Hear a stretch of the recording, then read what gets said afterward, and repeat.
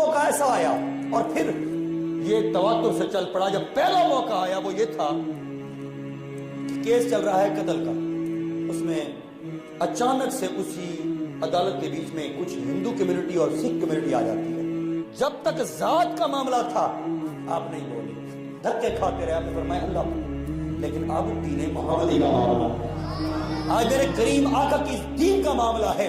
آپ کھڑے ہوئے اور آپ نے فرمایا, بلکہ آپ کٹہرے میں کھڑے تھے, آپ کا چہرہ سرخ ہو گیا. آپ نے فرمایا اگر میں زبردستی پڑھاتا ہوں, اب میرے محمد عربی کے دین کا معاملہ ہے, میری ذات کا معاملہ نہیں ہے.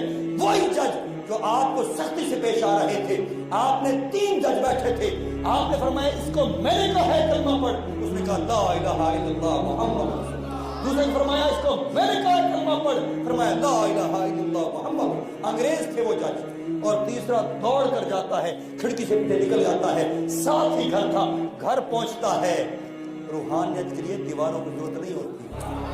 گھر پہنچتا ہے, اس کی بیوی اور بچے بول رہے ہیں لا الہ الا اللہ